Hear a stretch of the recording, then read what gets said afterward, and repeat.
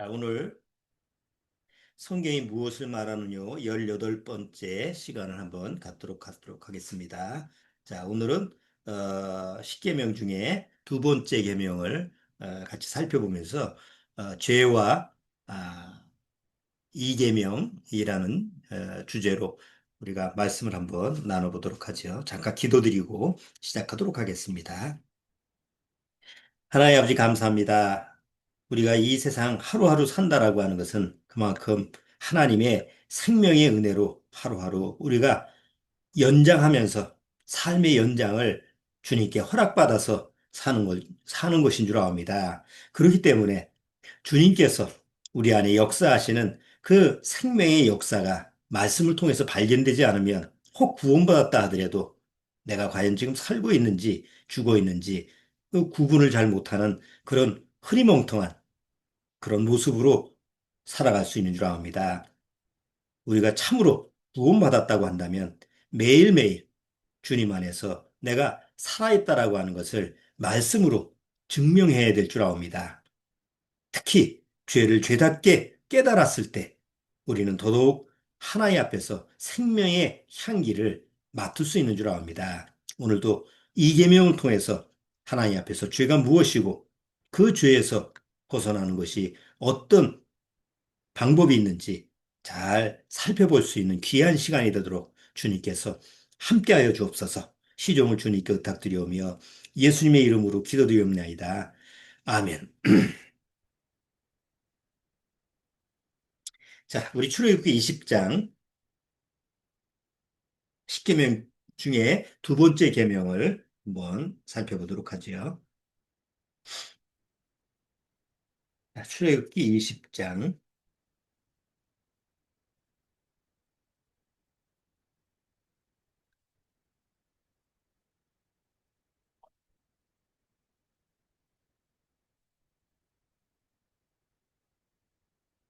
자, 출애굽기 20장 4절 한번 보세요. 4절. 4절에서 6절까지 같이 한번 천천히 한번 읽어보겠습니다.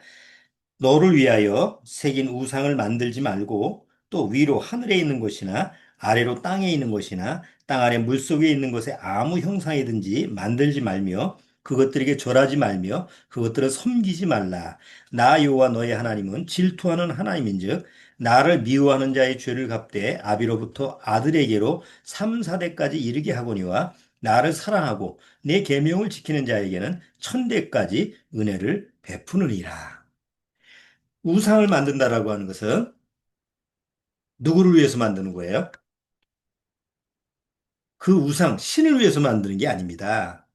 우상을 만든다라고 하는 것은 자기 자신을 위해서 만드는 겁니다. 그래서 이 계명은 너를 위하여 이게 우리가 맨날 읽으면서도 이걸 어떻게 받아들이냐면 나를 위해서 이게 아니고 하나님을 위해서 우상을 만든다고 자꾸 생각해요. 어떤 신적인 존재를 위해서 우리가 보통 뭐 불상에 그 깎아 만든 돌 우상이든지 아니면 뭐 그냥 신의 제전이든지 아니면 뭐 나무나 뭐 우리 옛날에 정화수 떠놓고 비는 것처럼 이렇게 뭔가 내가 종교적인 행위를 할 때 그 모든 것은 누구를 위해서 하는 거냐? 바로 내가 섬기는 신을 위해서 한다고 그러잖아요. 근데 실상은 그게 아니에요. 그 스스로 속이는 거죠. 돌상 앞에서 절하는 건 사실은 누구를 위해서 하는 행위예요. 자기를 위해서 하는 행위입니다. 뭐 부처상 앞에서 절하는데 부처님을 위해서 절하는 게 아니고 그 부처님 앞에다가 자기 그 소원을 자기가 원하는 걸 쭉 늘어놓으면서 내 자식 뭐 대학 붙게 해준 거 뭐 사업 잘 되게 해주고 병 낫게 해주고 그렇죠. 그런데 교회에서도 마찬가지잖아요. 사람들은 하나님 앞에 나가서 나는 하나님을 섬겨 이렇게 얘기하지만 사실은 자기를 위해서 만드는 또 하나의 우상이에요. 그러니까 뭔가 만드는 것은 우상이에요. 하나님은 만들 수가 없잖아요. 만들 필요가 없죠. 원래 하나님은 스스로 존재하시는 분이기 때문에 우리가 지난주에 일계명을 통해서 일계명은 뭐를 뜻한다고 그랬죠? 바로 자리, 내가 있어야 될 자리, 위치, 그거를 말씀한다는 거죠. 그러면 하나님은 하나님의 자리가 있죠. 근데 하나님의 자리를 누가 정해놨어요? 하나님 스스로 거기 정해놓으신 거예요. 난 내 자리가 여기다. 그리고 그 나머지 뭐 천사라든가 천사들의 자리는 또 자기 자리가 있고 또 사람들이 사는 자리는 또 사람의 자리가 있고 동물들도 동물의 자리가 있고 식물들도 식물의 자리가 있어요. 그래서 자기가 사는 영역이 있고 이렇게 하나님이 정하신 자리에 맞춰서 우리가 살아야 되는 거예요. 그런데 죄로 타락된 다음에는 그게 뒤죽박죽이 돼버렸죠. 여러분 지금 기후 위기라고 그러죠. 그래서 뭐 올해도 지금 아직까지 덥잖아요. 저 남부지방의 제주도에서는 그 더위가 아직까지 지속이 되고 있어요. 여태까지 그런 일이 없었어요. 내년에는 어떻게 될지 벌써 걱정이 되잖아요. 그러면 한번 기후도 한번 보세요. 원래 하나님이 바람이나 뭐 구름이나 이런 것을 정해놨어요. 예를 들어서 요즘 그 기후 재난이 제트위기라고 하는 그 제트 기류라고 하는 것은 저 남극을 중심으로 해서 추운 지역으로 쭉 돌아가는 그 자리예요. 그래서 차가운 것이 내려오지 않게 하고 더운 것이 올라가지 않게 하고 그게 하나님이 정한 자리예요. 그런데 이게 그냥 기후가 뒤죽박죽이 돼가지고 제트기류가 내려와. 안 내려올 때, 그때가 되지 않았는데 내려와서 갑자기 추워. 그리고 어디 뭐, 더운 지역에 막 눈이 내린다든가. 또 올라가지 않아야 될 그 시기에 올라가 버려. 그러니까 그냥 더운 기운이 그냥 우리나라에도 열대 기운이 막 올라오고. 그러니까 다 자리가 벗어져가지고, 지금 이런 사단이 나는 거예요. 하나님이 원래 정한 자리가 무너지는 거죠. 그걸 누가 무너뜨린 거예요? 스스로 무너진 게 아니라 바로 하나님 자리에 가 있는 인간이 사단의 어떤 세뇌를 받아서 하나님 자리에 가는 인간이 인간의 교만 때문에 이 지구가 스스로 이제 망가져 버리는 거죠. 그 피해를 고스란히 지금 우리가 받는 거 아니에요? 그게 우리가 지난주에 1계명을 했는데 오늘은 이제 2계명이에요. 2계명은 지금 읽었던 것처럼 우상을 너를 위해서 우상을 만들거나 섬기지 말라. 여러분 섬긴다는 게 뭐예요? 섬긴다. 서비스예요. 서비스 아시죠? 예? 서비스 받는다는 거, 어디 저 식당 갔으면, 서비스 받고, 뭐, 그런 그 봉사, 섬김, 이런 게 일종의 서비스예요. 우상을 섬기는 거예요. 뭐, 우상을 내가 섬긴다라는 건 우상한테 서비스하는 거예요. 그러니까 뭐 갖다 바치고, 뭐, 그런 거 아니에요. 근데 성경에는 하나님은 사람의 섬김을 받는다고 해서 안 받는다고 했어요. 하나님은 사람의 섬김을 받을 필요가 없어. 사람의 봉사, 뭐, 인간들이 신을 위해서 서비스를 할 필요가 없어요. 사랑의 관계로 이루어지는 거지. 주종과의 관계로 뭐 내가 받들어 모시고 섬기고 종노릇하고 이런 관계가 아닌데 우상을 만들면 그런 상황이 벌어진다는 거죠. 자, 그래서 두 번째 우상을 섬기지 말라라는 두 번째 계명은 하나님과 나와의 관계 속에서 뭘 얘기하냐면 가치라는 걸 얘기하는 거예요. 가치. 여러분 가치 아시죠? 가치. 가치 한번 볼까요? 자,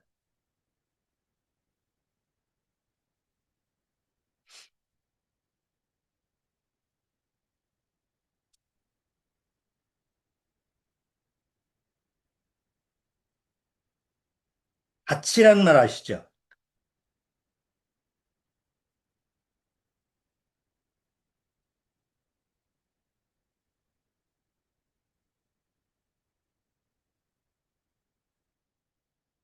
자, 가치라는 말은 뭐예요? 가치.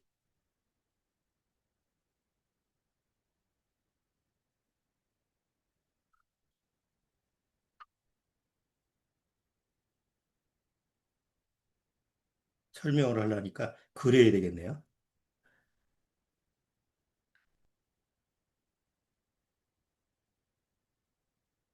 자, 가치.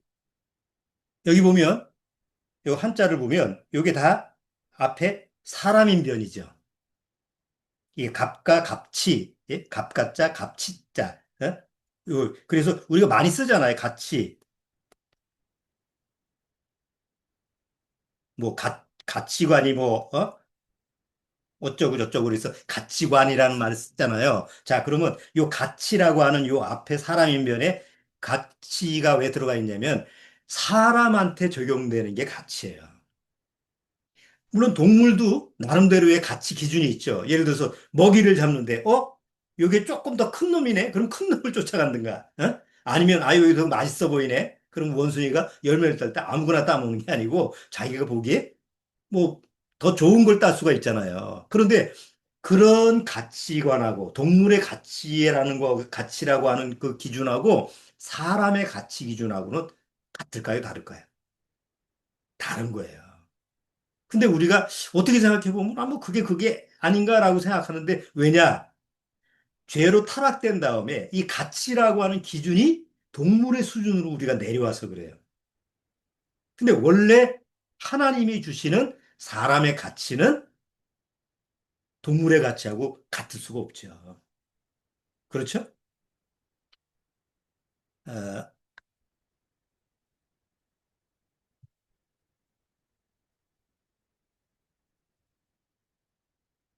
자, 가치라는 뜻은 사전적인 용어를 보면 사람이 무엇이든지 옳고 그러든지 아니면 뭐 뭘 중요하게 여기고 뭘 우선시해야 되느냐 이런 걸 나름대로 판단하는 기준이에요. 그래서 사람마다 다 달라요. 남자 여자의 가치가 다르죠. 가치관이 다르죠. 여자는 주로 어디에 초점을 맞춰요? 여자의 관심 대상이 있어요. 뭐 옷이라든가, 뭐 외모라든가, 뭐 아니면 그런 쪽에다가 또 남자는 또 남자가 가지고 있을 수 있는 뭐 또 가치 기준이 달라요. 같을 수가 없어요. 자, 부자, 돈이 많은 사람은 거기에 맞는 또 가치관이 생겨요. 돈이 없는 사람이 또 가치가 똑같질 않아요. 아이, 어린아이, 우리가 가지고 있는, 그 사람들이 가지고 있는 그 마음 상태가 악이라고 해가지고 가치가 없는 게 아니라 아기들도 뭐 이렇게 사탕 주거나 아니면 맛있는 거 먹을 거 주면, 자기가 보기에 좋은 거 고를 거 아니에요. 자, 성인이 되면 성인이 또 가지고 있을 수 있는 또 가치가 달라지고, 이렇게 뭐, 내가 살고 있는 환경적인 위치, 내가 또 처한 어떤 뭐 분위기라든가 아니면 또 내가 또 경험했던 어떤 지식, 이런 거에 따라서 가치 기준이 다 달라요. 그리고 수시로 가치는 바뀌어요. 그렇죠? 내가 어렸을 때 나름대로, 내가 이런 거를 좋아한다. 그런데 이게 끝까지 그렇게 좋아하는 것으로 가지 않죠? 나이가 먹으면 또 학생 때는 또 달라지고 좋아하는 대상이. 또 뭐 한 30세, 40대 되면 또 좋아하는 또 대상이 달라지고. 노인이 되면 또 노인이 되는 가치 기준이 달라지는데 달라지진 않고 어렸을 때의 모습으로 다시 돌아가고. 그렇잖아요. 이렇게 가치라고 하는 기준은 수시로 바뀌고 변화가 되고 그래요. 자, 이제 중요한 거는 그 가치를 누가 정하냐 이거죠.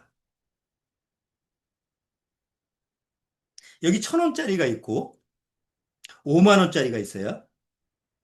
여러분 1,000원짜리의 값하고 5만 원짜리의 값하고 같지 않죠? 이 색깔이 다르서 그런 거야? 아니죠? 예? 아니 5만 원짜리가 막 찢어졌어. 막 다 헐었어. 1,000원짜리는 아주 빳빳한 새 돈이야. 그렇다고 해서 1,000원짜리가 가치가 더 있는 게 아니죠? 은행에 가서 이거 5만 원짜리가 뭐 한 3분의 1 정도 떨어졌는데 이거 어떻게 하면 그럼 바꿔줘요. 1,000원짜리가 빳빳하다고 그래서 5만 원짜리를 쓸 수 있는 게 아니에요. 그러면 1,000원짜리 뭐 만 원짜리 5만 원짜리 그 가치를 누가 정했어요? 한국은행에서 정했습니다. 그게 법정화폐잖아요. 예? 그러니까 거기에 따라서 그 돈의 가치가 정해지는 거지. 그 가치, 그 돈이 뭐 막 그 다 떨어져 가지고 뭐 형편없다고 해서 5만 원짜리가 1,000원짜리가 되고 그런 게 아니다 말이야. 자, 그러면 모든 것에 사물에 가치가 부여되는데 그 가치가 부여되는 걸 누가 정하냐 이거죠. 보통 세상에 있는 거는 뭐 사람이 정하든지 뭐 제도가 정하든지 어떤 시스템이 정하죠. 그렇죠. 그런데 세상에서 그 가치를 정해놓은 그 가치는 영원해요? 아니면 변화무쌍해요? 여러분 화폐 한번 생각해 보시죠. 지금 1,000원짜리나 10,000원짜리나 5만원짜리 이 화폐 가치가 영원할 것 같아요? 옛날에 조선시대에는 뭘 썼어요? 엽전을 썼습니다. 지금 엽전 가지고 어디 슈퍼 가서 뭐 물건 사면 효과가 있나요? 없죠? 그 시대에 맞춰서 사용되는 어떤 정해놓은 그 가치에 맞춰서 움직여지는 거지 영원하진 않아요. 세상에 어떤 것도 마찬가지예요. 새 옷을 샀어. 새 옷이 아니 뭐 100만 원짜리를 내가 샀어. 그럼 100만 원짜리 옷이 10년 지나도 100만 원짜리의 가치를 갖나요? 아니 10년 지나면 저기 우간다나 저 아프리카 어디 뭐 그런 쪽에 가 있어요. 안 입어. 100만 원짜리라도 내가 안 입으면 그냥 버려. 자산은 아파트 가면 그렇다며. 예? 그러니까 가치라고 하는 세상에서 사람들이 정하는 가치라고 하는 것은 그거는 영원하지 못하기 때문에 사실은 허상이에요. 그런데 성경을 보면 하나님은 그 가치를 정하셨어요. 하나님이 사람을 창조하셨을 때 사람에 대한 가치는 어떻게 했어요? 우리 창세기 미리 봤잖아요. 사람을 창조할 때 하나님이 하나님의 형상을 따라서 사람을 만드셨어요. 그럼 사람의 가치는 어느 정도까지 가는 거예요? 하나님의 형상을 닮았으니까. 하나님의 버금가는 가치를 가지고 있는 거예요. 여러분, 왜 내가 낳은 아이가 그렇게 소중하고 이쁘고 가장 다른 아이들보다 어? 제 1순위예요. 왜? 아이고, 쟤하고 비교해 보니까 쟤가 더 잘생겼어. 그래도 엄마 아빠가 봤을 때 뭐예요? 고슴도치가 제 자식이 제일 이쁘다고 하는 것처럼 자기 자식이 제일 이쁜 거예요. 누가 뭐라고 그래도. 그렇죠? 옆에서 아무리 못생기고 얘는 왜 이러냐 라고 소용이 없어. 내가 난 자식이 제일이야. 그럼 하나님 편에서 보세요. 하나님이 사람을 창조하셨을 때 그 사람에 대한 가치를 어떻게 정하셨을까? 이 세상 모든 만물보다 으뜸이에요.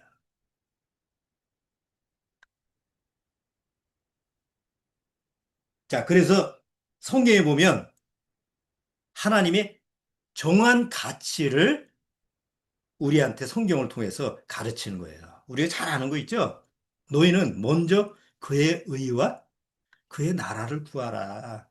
아무거나 구하지 말고, 좀 썩어질 것, 그 허망한 거 구하지 말고, 먼저 예수님이 말씀하신 거예요. 너희는 먼저 그의 나라와 그의 의를 구하라. 왜? 그게 제일 하나님이 가치 있게 보시는 거니까. 마태복음 10장 보시죠. 마태복음 10장.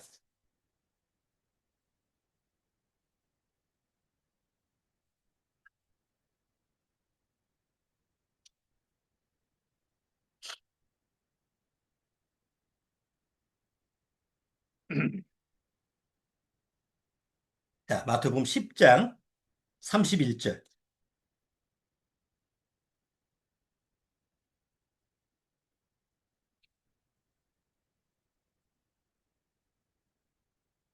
자, 마태복음 10장 31절. 두려워하지 말며 말라 너희는 많은 참새보다 귀하니라. 아이고, 왜 나를 그 참새와, 참새에다가 비교를 해? 그 앞에 뭐라 그랬어요? 하나님은 그 참새가 땅에 떨어지는 것도 다 헤아리신다. 근데 너희는 오죽하겠냐. 이게 좀 비교급이죠. 하나님이 너희를 어느 정도 가치 있게 생각하느냐라고 하는 걸 말씀하는 거예요. 또 16장, 16장 26절.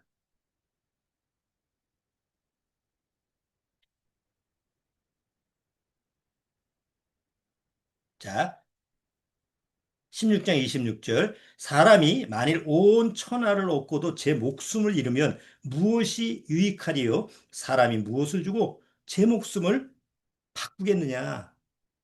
목숨의 가치, 이 내가 가지고 있는 이 생명의 가치가 이 세상 천하보다 제일 가치가 있는 거다. 이렇게 성경에서는 나라는 사람의 가치를 하나님이 정해 놓으신 거예요. 그래서 고린도후서 4장, 고린도후서 4장.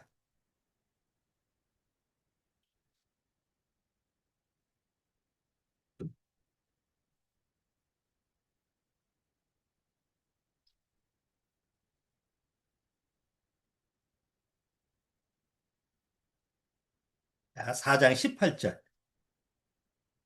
자, 고린도후서 4장 18절.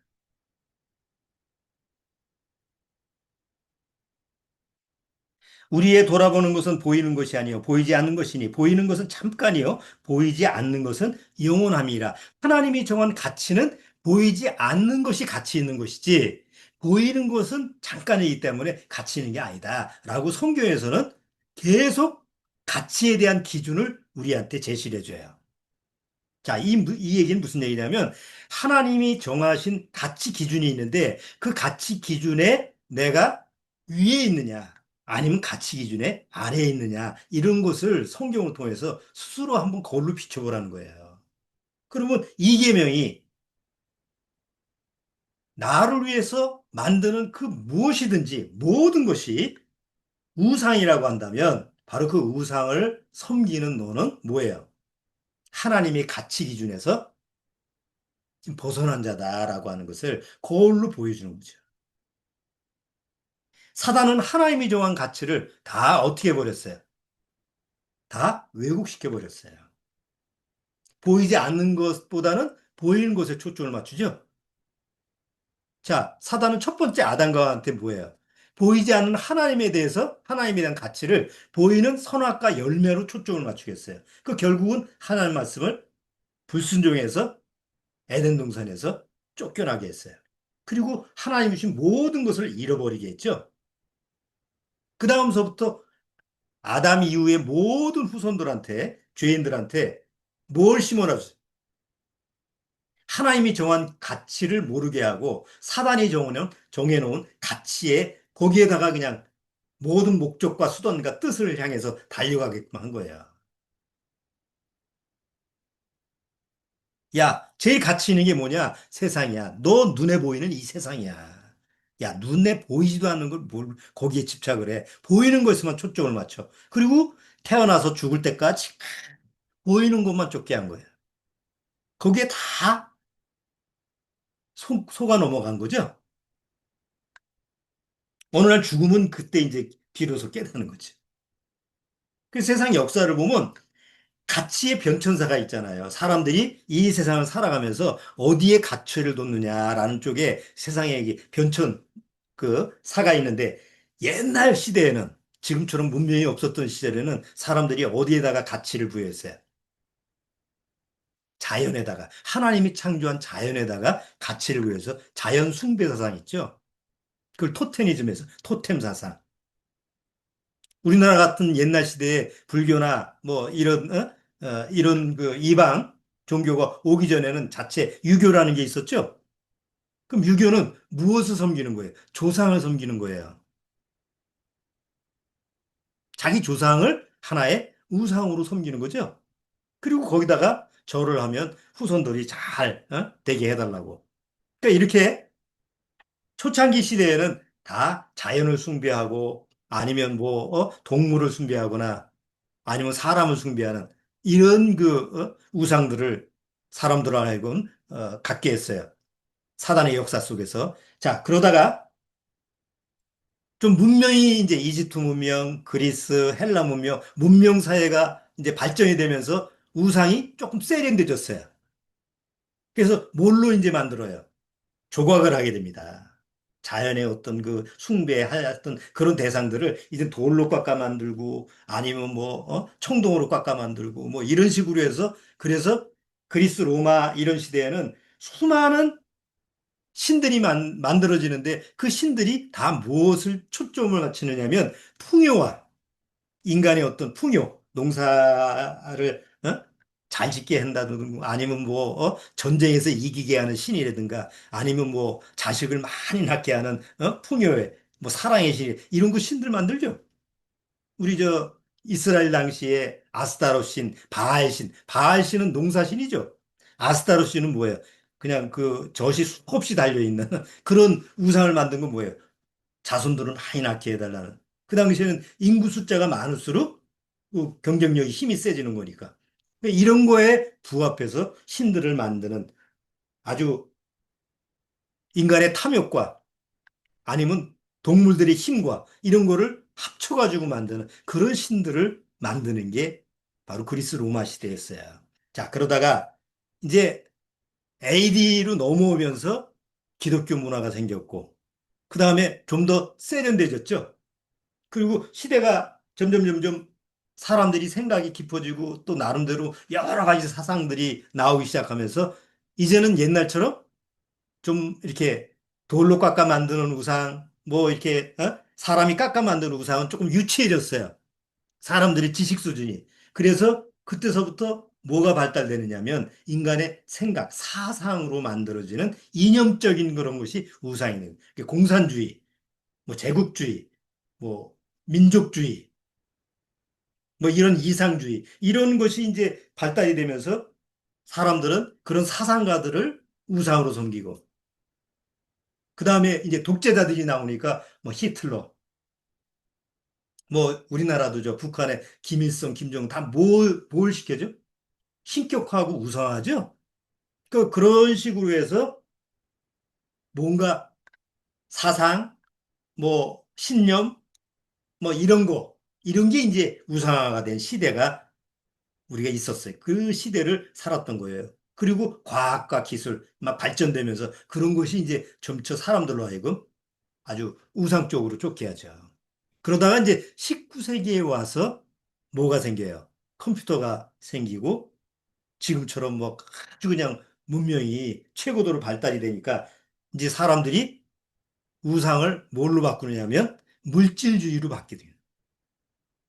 옛날에는 뭘 살래도 물건이 없잖아요. 근데 지금은 산업혁명 이후에 막 찍어내듯이 그냥 물질이 풍요하다 보니까 소비 문화가 발달이 돼서 이제는 물질주의 또 뭐 물건을 사고 팔고 하는 거 내가 많이 소유하는 거 이런 것이 우상화가 돼서 그리고 사람들이 이제 거기다 초점을 맞추고 그런데다가 이제 뭐 스포츠, 연예 그러면서 이제 용어가 하나 생긴 게 아이돌이 생겼다. 아이돌은 우상이라는 말이죠. 영어로 아이돌이 우상이잖아요. 그런데 실제로 그 우상이 연예인이라든가 가수라든가 뭐 이런 사람들을 우상화시키는 그 현대의 어떤 우상화가 지금까지 이렇게 쭉 진행이 된 거예요. 요즘 뭐 애들도 그렇죠. 아이들서부터 다. 자, 지금은 뭐가 주로 우상이 되는 시대죠? 뭐니 뭐니 해도 money죠. 여러분, 돈에 대해서 자유로운 사람이 있을까요? 아, 구원받으면 돈에 대해서 자유로. 그럴까요? 그러면 돈에 대해서 돈 걱정도 안 하고, 돈에 대해서 신경도 안 쓰고, 아, 돈은 뭐 성경에 보니까 일만하게 뿌리라고 하더만, 어? 대개 기독교인들 중에서 그런 그 성경에서 그런 구조를 하나 듣고 나서 거기에만 꽂혀 있는 사람들이 많아요. 아, 돈은 일만하게 뿌리래. 그렇다고 해서 돈은 멀리 하나요? 돈이라고 하는 것은 지금 우리가 사는 21세기에서 지금 현재 21세기에는 뗄래야 뗄 수가 없는 하나의 삶의 한 부분이에요. 이건 구원을 떠나서 돈이라고 하는 것은 지금은 없어서도 안 되고 없을 수도 없고 그래요. 근데 처음에는 돈이 어떻게 생겼어요? 여러분 학교에서 좀 배웠잖아요. 처음에는 돈이 없었을 때는 물물 교환을 했죠. 아, 여기 돼지, 우리가 돼지를 많이 기르는데, 아, 우리는 좀, 어?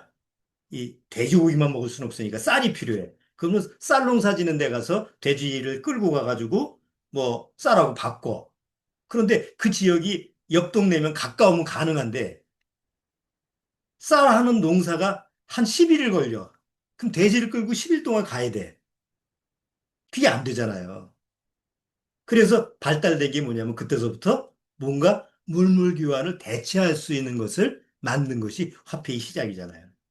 그래서 처음에는 뭐 좀, 뭐 좀 여러 가지 좀, 돌 중에서도 좀 특이한 돌, 또 아니면 뭐 좀 희귀한 거, 그런 거 이제 물건을 구해가지고 그걸 대체하는데, 아, 그것도 들고 다니기가 힘들어. 자, 그래서 만들어진 게 금화, 은화라는 거예요. 그렇죠?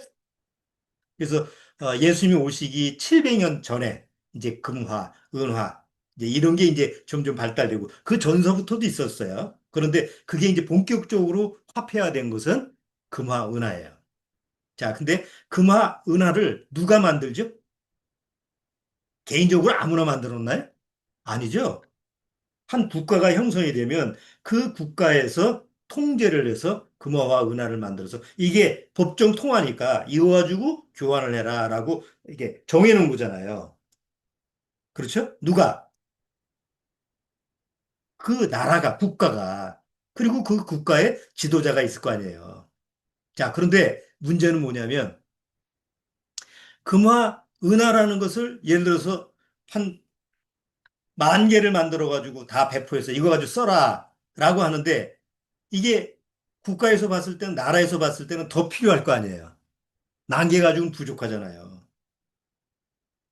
그리고 그 10,000개 가지고 이게 써서 10,000개 가지고 유통하는데 그 들어오는 게 얼마 없어. 그래서 생각한 게 뭐냐면 그게 깎아내기, 금화, 은화 그것을 옛날에는 금화로 만들었으니까 이렇게 깎으면 뭐가 나와요? 금가루가 나오고 은가루가 나오잖아요. 그래서 깎아내기, 돌려치기 뭐 이런 식 여러 가지 방법을 강구를 해가지고 그것을 착취를 해서 이제 국가의 재산으로 삼는 거예요. 합법적으로. 사실 도둑질이죠. 백성들한테 논아주고 이거 쓰라라고 하는데 실제로 나중에 보면 나간 게 뭐예요? 원래 양보다는 적게 가니까 보이지 않게 그걸 도둑질하는 게 그게 화폐 제도가 이제 이게 지나가는 어떤 역사적인 과정이에요. 자, 그러다가 로마 이렇게 로마 시대에 이제 주로 금화는 이제 너무 비싸니까 안 되고 돈이 안 되니까 은화로 다 바꿔서 은화로 썼거든요. 달란트 뭐 이런 거 썼는데 은화도 그것도 뭔가 빼먹고 싶어. 그래서 말은 은화지만 다 청동으로 바꾸는 거예요. 동으로 바꿔서 이게 은화라고 치고 써라. 그리고 그거로 그 착취한 그 자금을 가지고 뭐 신전을 만든다든가 뭐 이제 자기네들 착취하든가 그러니까 나중에 화폐라고 하는 것을 공식적으로 법정화폐로 이렇게 쓰게끔 제도화했는데 그걸 가지고 국가에서 위정자가 그걸 도둑질해가지고 유통질서를 완전히 마비시켜 버리니까 그게 순환이 되겠어요, 안 되겠어요? 안 되는 거예요. 그래서 결국 망하게 되는 거예요. 그러니까 화폐의 변천사가 쭉 지나보면 그래요. 자, 그런데 문제는 그게 여전히 유효하다 이거예요. 지금은 뭘 쓰죠? 지금은 우리가 종이화폐를 씁니다. 종이화폐는 누가 만드는 거예요? 미국의 달러, 우리나라의 뭐 일본의 엔화, 뭐 다 각국 나라 보면 여러분이 해외여행 가면 돈 쓰잖아요. 뭐 요새는 뭐 카드로 주로 쓰지만 그래도 돈을 쓸 일이 그래도 많잖아요. 그러면 그 화폐를 누가 만들어요? 각 나라에서 법정화폐를 정해서 만드는 거잖아요. 그러면 돈이라는 건 종이니까, 예? 종이니까 낡아요, 안 낡아요? 낡죠. 그럼 다시 찍어야 돼.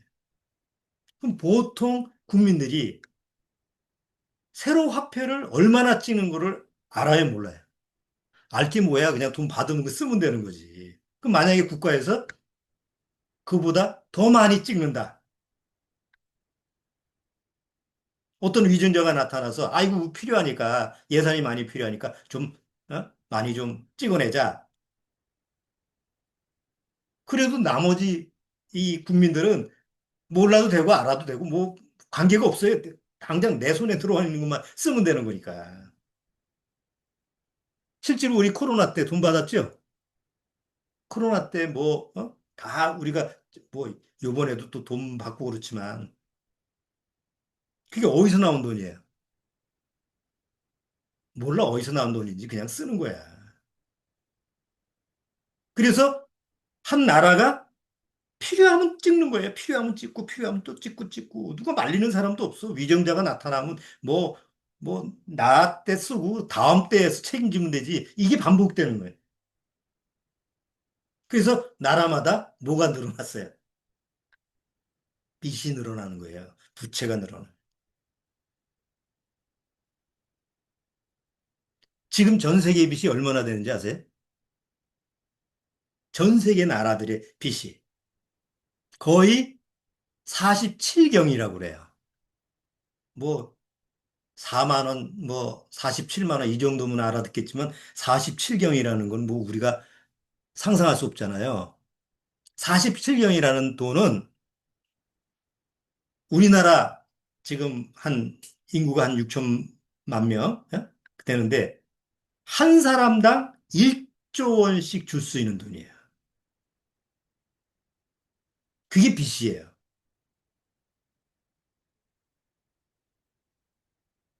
누가 갚아요? 우리가 갚아야 돼요. 요번에 다 10만 원, 뭐 20만 원 다 받았잖아요. 받았으니까 써야지 즐겁게 쓰고 잘 쓰잖아요. 그게 다 빚이에요. 지금 대통령이 그걸 갚나요? 자기 돈을 준 것도 아니잖아.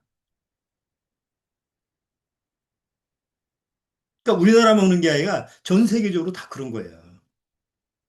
위정자는 자기 정치 수단을 위해서 돈을 찍어내고, 그리고 선심 쓰고, 그리고 고스란히 그 빚은 다음 세대에 넘어가고, 누가 갚아야 돼? 연구가 갚아야 돼. 아무것도 모르는 연구가 갚아야 된다고. 근데 그런 걸 별로 우리는 심각하게 생각하지 않죠. 이게 사단이 조종하는 이게 시스템이에요. 여러분, 빚이 많으면 뭐가 되는 거예요? 빚의 노예가 되는 거예요. 노예라고 하는 건 꼼짝 못 하는 거죠? 내가 집을 10억짜리를 사는데 한 반이 대출이야, 은행 대출이야. 그러면 내 집이에요, 은행 집이에요. 대출금 한 몇 개월만 연체시켜 보세요. 바로 은행이 차압 들어옵니다. 그게 내 집이 아니야. 자, 그러면 전 세계에 지금 한 40, 한 7경이라고 하는 그 빚을 가지고 있으면 다 노예예요. 빚의 노예예요, 지금. 그런데 전 세계를 통치하는 시스템이 하나 딱 들어온다고 보세요. 그리고 모든 사람의 재정 상태라든가 모든 사람의 어떤 돈 관리 이런 부분을 다 알아. 그럼 다 통제를 하면 거기서 벗어날 수가 있어요, 없어요? 없어요. 그게 마지막 666 시스템이라는 거예요. 우리는 뭐 몰라도 그렇게 가는 거지. 그 방향으로. 자, 마지막 때가 뭐가 우상이 되느냐? 돈이 우상이 되는 시대가 되는 거야. 옛날에는 돈이 없어도 살 수가 있는 시대가 있었어요. 그렇죠? 아무리 어려워도 돈이 없어도 사람의 인정으로 살 수도 있고, 사람 관계에서 살 수도 있고. 그런데 지금은 돈이 없으면 뭐예요? 꼼짝 못 합니다. 여러분, 그렇지 않아요? 옛날 시대에는 돈이 없으면 자기 집 마당에 가서 뭘 심어 먹기는 하는. 그것도 안 되면 남의 밭에 가서 뭐, 설이나 해서 먹을 수도 있고. 지금은 어디가 있어야 돼요? 사방에 CCTV가 있는 마트에 가야지 먹을 걸 살 수 있어요. 그냥 돈이 없으면 많은 걸 보고 있음에도 못 사. 어디 누가 초코파이 하나 훔쳐 먹었다고 지금 재판에 걸려 있다며 소송에 걸려 있다며 난 뭔 얘기인지 하여튼 그런 시대예요 지금. 돈이 힘이 원천이에요. 남녀노소 불문하고 지금 우리가 사는 시대는 돈이 우상의 시대고 돈을 섬기는 시대고 돈의 노예인 시대고. 그러니까 내가 세상에 속해 있으면 내가 구원받지 못하고 세상에 속한 자라고 하면 돈이 있든 없든 많든 적든 관계없이 다 돈이 노예고 그 돈을 우상으로 섬길 수밖에 없는 그런 시대라는 거예요.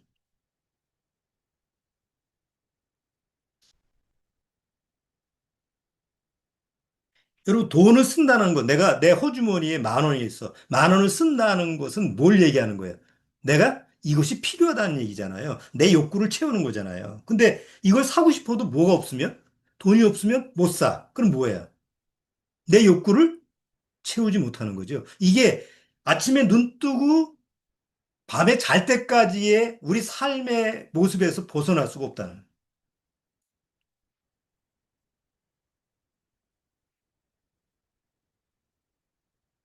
그 사람들 생각에 지금 보통 우리가 지금 사는 이 시대의 사람들 생각에는 사단이 넣어준 어떤 착각이 있냐면, 아, 돈이 많으면 내가 뭔가 기쁨이, 뭔가 충만하게 뭐가 올 것 같은 그런 착각 속에서 늘 살아가는 거예요. 이건 구원받아도 마찬가지예요. 여러분 받은 그 입장에서 한번 생각해 보세요. 아, 나도 좀 돈 좀 많아봤으면 좋겠다. 이런 생각 안 해요?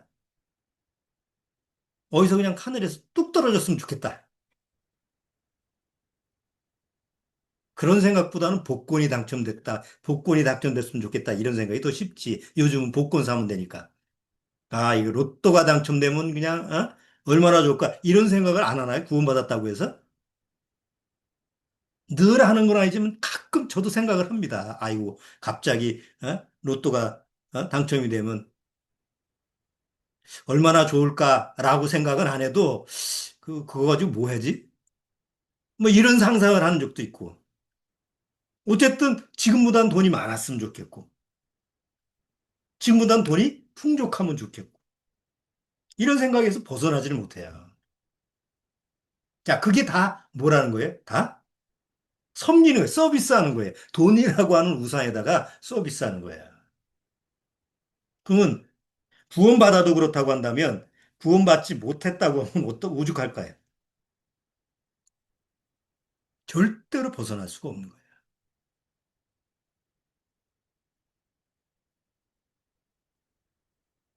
자, 그러면 성경에서는 뭐라고 얘기하고 있죠? 돈은 일만하게 뿌리라고 그러니까 돈에 대해서는 아주 부정시하고 죄악시하고 이 돈이라고 하는 건 아주 나쁜 거예요. 이렇게 성경에서 얘기할까요? 아닙니다. 예수님이 뭐라고 그랬어요? 가이사의 것은 가이사에게 또 뭐라고 했어요?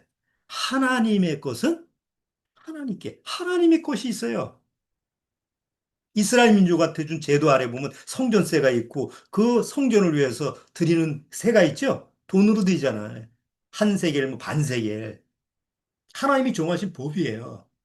그 말은 무슨 말이냐? 하나님이 사람과의 관계 속에서 돈이라고 하는 것을 어떻게 사용하느냐, 사용할 수 있는 수단으로 주셨다는 거예요.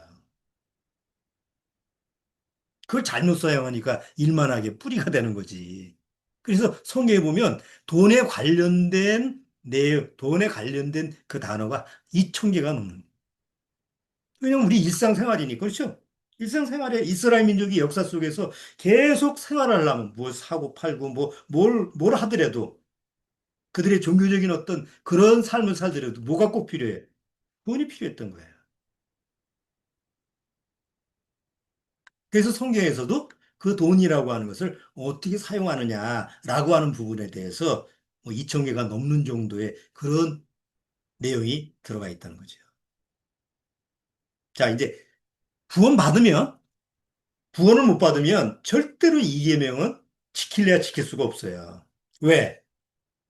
이미 자기 자신 앞에 자기가 좋아하는, 자기가 원하는 욕구의 종노릇하니까. 그리고 지금은 우리가 사는 세상에서 뭐예요? 인정하든 뭐 부인하든 관계없이 돈이라고 하는 우상 앞에서 다 꼼짝 못해요. 거기서 벗어날 수 있는 사람은 아무도 없어요. 그래서 이 계명을 지킬 수 있다 없다. 이 계명을 지킬 수가 없어요. 1계명도 못 지키지만 2계명도 못 지켜요. 죽었다 깨나도 못 지켜요. 그럼 한번 생각해 보세요. 1계명은 구원받은 사람은 왜 지킬 수 있어요?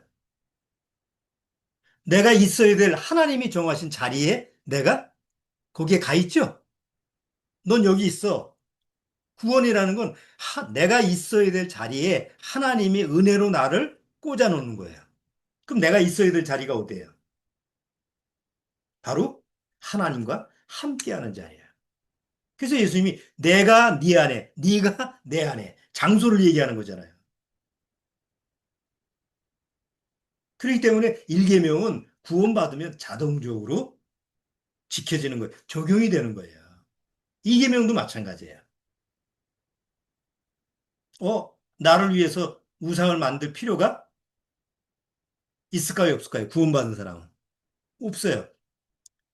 하나님이 내 안에 계시다고 한다면 굳이 나를 위해서 모든 것을 하나님이 해준다는 걸 믿으면 굳이 나를 위해서 누구를 섬길 필요가 없어요. 특히 지금 돈이라고 하는 것을 섬길 필요가 없어요. 아니, 필요하잖아요. 아니, 필요하면 일을 하면 돼. 하나님이 주신 법칙이 수고한 만큼 얻게 하는 그 하나님의 노동의 법칙을 주셨기 때문에, 신성한 법칙을 줬기 때문에 돈이 필요하면 수고해서 얻으면 돼. 단 일확천금을 꿈꾸거나 아니면 일도 하지 않았는데 그냥 거저받는 이런 자세가 아니고 내가 당연히 수고한 만큼 없는 법칙에서 돈을 벌면 되는 거죠. 그래서 구원받은 사람이 정말 하나님 앞에서 이 마지막 시대에 돈이라는 우상에서 자유로울 수 있는 것은 마음 자세가 바뀌면 돼요. 그럼 어떻게 바뀌냐? 돈이라고 하는 개념도 하나님이 주시는 선물이구나. 근데 구원받아도 대다수 사람들이 어떻게 생각하냐면 돈을 아니 내가 뼈 빠지게 일해서 벌어서 번 돈이지 이렇게 생각해서 못 벗어나는 거예요. 그렇죠? 여러분 한번 스스로 한번 생각해 보세요. 내가 열심히 일해서 벌어서 돈이야. 그래서 내 돈이야. 그러니까 그 돈에 대해서 감사하는 마음이 없어요. 그게 하나님이 은혜로 주신 선물이라고 생각을 못 해요. 그러니까 내가 번 돈이니까 내가 마음대로 쓰면 되는 거야. 그러니까 없으면 뭐예요? 아이고, 어디서 그냥 뚝 떨어졌으면 좋겠네, 뭐, 그런 생각을 할 수밖에 없는 거죠. 그런데 만약에, 이 돈이라는 그 수단적인 방법도 하나님이 나한테 허락하신 은혜로 주신 선물이구나. 그래서 내가 이 정도의 몸을 가지고, 이 정도의 어떤 그 건강을 가지고, 내가 이 정도의 어떤 그 여러 가지 어떤, 내 지혜를 가지고 요 정도에 맞는 일을 지금 내가 해서 돈을 번다라고 하는 것은 하나님이 나한테 허락하신 이 수고와 노동의 법칙이기 때문에 하나님이 이걸 감당하셔서 이만큼 내가 벌어서 내가 필요한 걸 사는구나. 하나님 앞에 감사하구나. 하나님의 손분이니까. 그러면 어떻게 쓸까요? 무익하게 쓰지 않고 유익하게 쓰게 되는 거예요. 그게 돈의 종로로 타지 않는 하나님의 방법이에요. 근데 구원받아도, 이건 뭐 내가 애써가지고 돈 번 건데, 그 신경 써, 그냥. 예? 만약에 이런 생각이 있다고 한다면, 절대 그 돈이라고 하는, 구원받아도 돈을 섬기는 그런 이계명에서 자유를 누릴 수가 없어요. 있으면 있는 대로 종로로 타고, 없으면 없는 대로 종로로 타고, 많아도 종로로 타고, 뭐 없어도 종로로 타고. 그래서 그런 생각을 제가 목회 생활 오래 하면서 저도 이런 개념에서 그래. 돈은 일만하게 뿌리기 때문에 멀리 해야 되는구나. 이런 생각 속에 많이 젖어 들었는데 나중에 보니까 구원을 받아도 돈에 대해서 자유를 누리는 사람은 없고 쉽게 말해서 영혼 구원은 받았는데 돈의 구원은 못 받은 사람이 너무 많아. 다 거기서 종노릇해.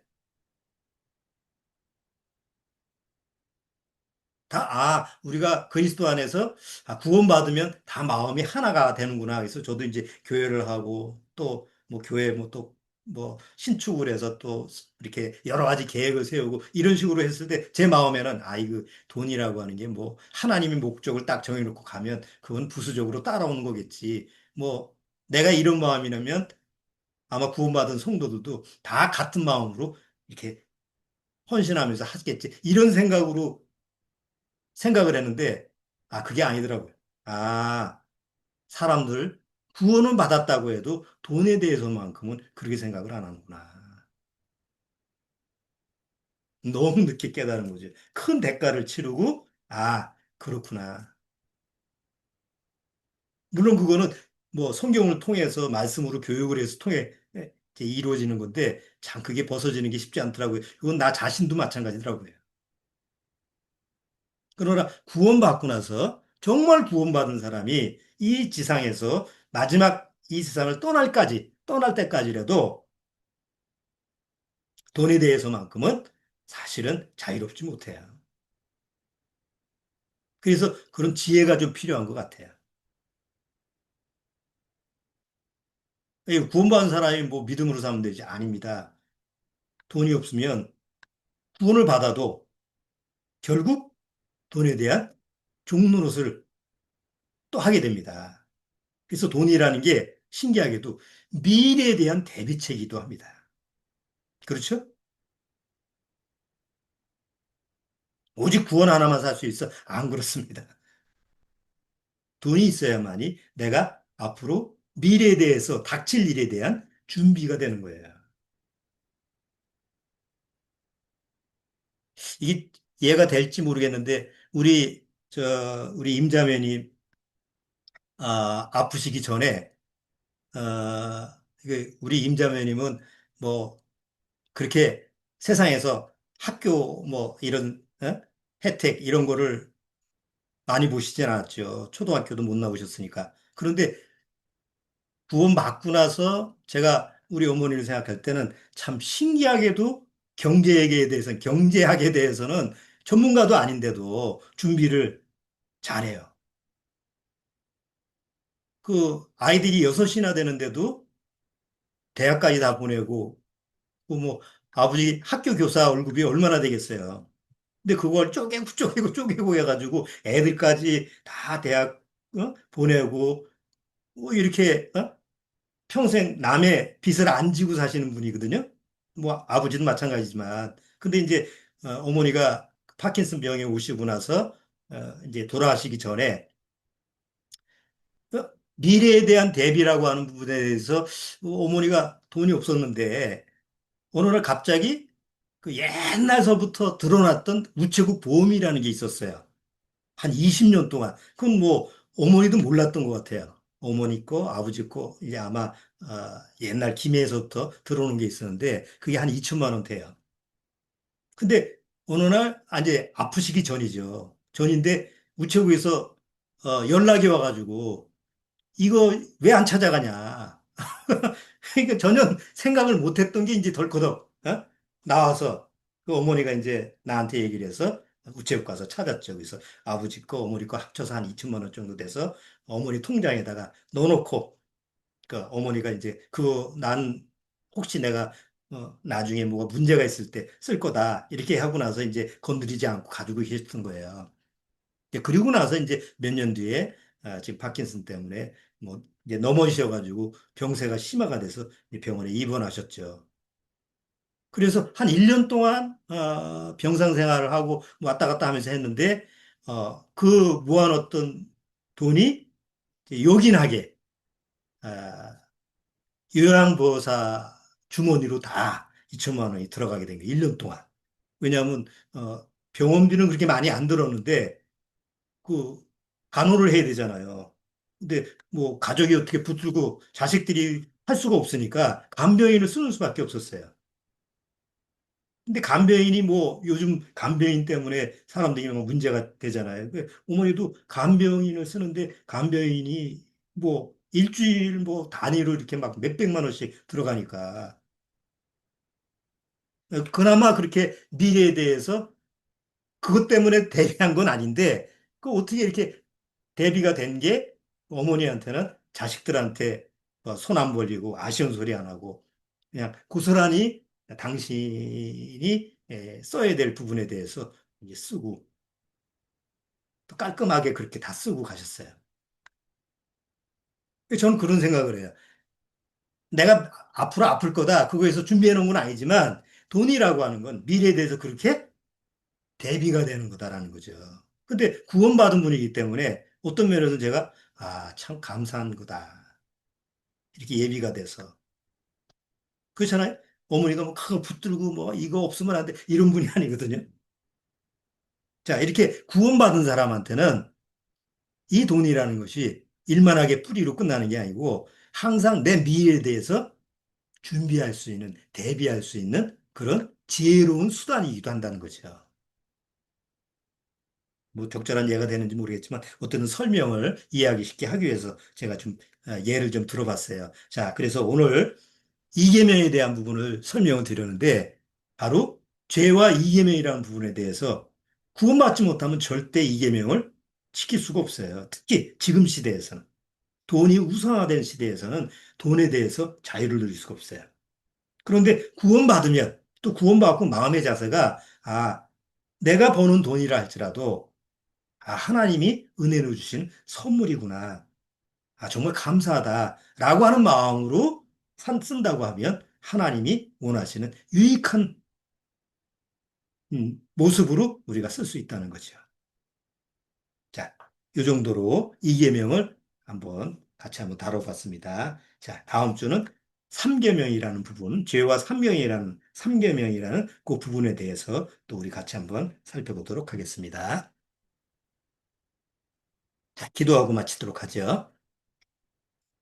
하나님 아버지 감사합니다. 우리가 이 마지막 때 돈이 우상이 되는 이 시대 속에서 알든 모르든 다 돈의 종로로 타고 돈을 섬기고 돈에 쫓기는 그런 노예 생활을 할 수밖에 없는 줄 아옵니다.